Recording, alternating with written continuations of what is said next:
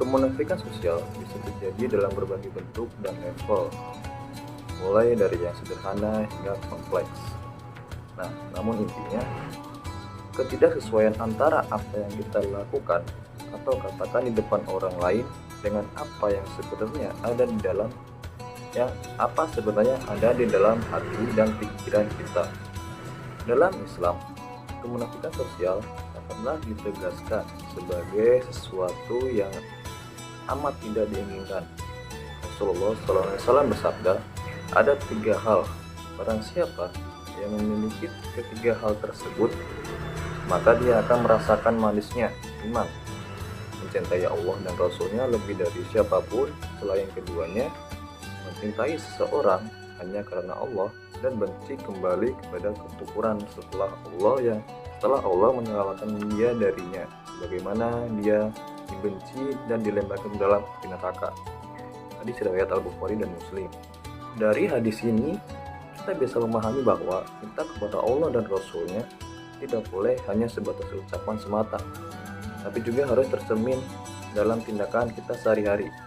Kemunafikan sosial dalam konteks ini bisa berarti menunjukkan sikap dan perilaku yang bertentangan dengan ajaran Islam. Meskipun secara verbal kita mengaku sebagai seorang muslim. Terus salah satu jurnal yang ditulis oleh Bapak Hasan Basri Tanjung, ini sudah dijelaskan jika dilihat dari perilaku dan dampaknya.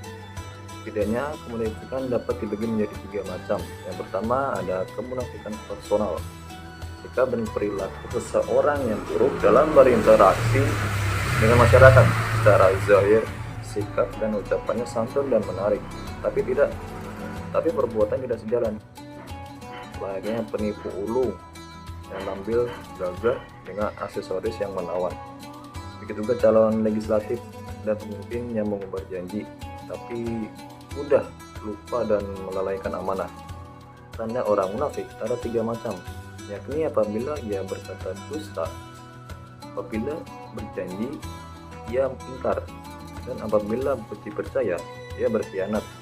Itu ada dalam hadis riwayat Muslim. Dalam riwayat lain disebutkan 4 tanda munafik sejati, yakni jika ia berbicara dusta, jika berjanji ia ingkar, jika diberi amanah ia berkhianat, dan jika berseteru ia curang. Yang kedua ada kemunafikan sosial, sikap dan perilaku kolektif yang koruptif dan menyalahi etika sosial. Orang yang berkuasa atau berpengaruh demi mewujudkan ambisi kelompoknya.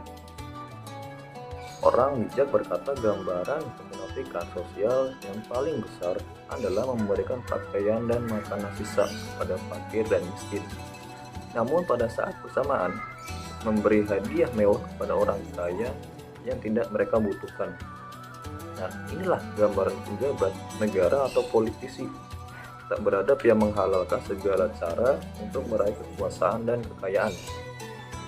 3. Kemunafikan spiritual, sikap dan perilakunya positif dan bermanfaat bagi orang banyak, sehingga ia pun dihormati dan dikenang sepanjang zaman.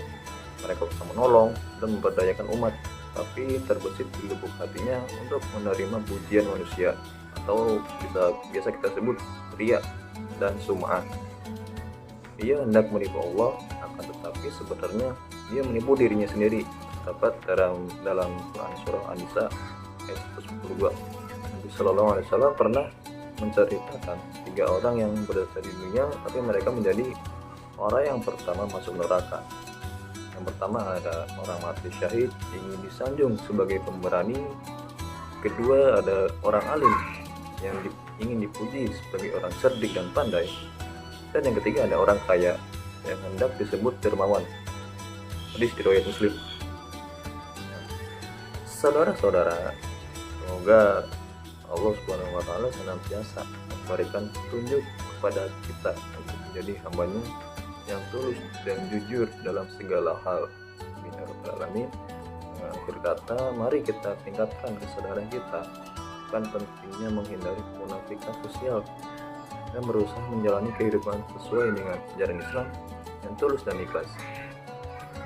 Sudah yang dapat saya sampaikan, kurang lebihnya mohon maaf. Wabillahi taufiq wal hidayah. Assalamualaikum warahmatullahi wabarakatuh.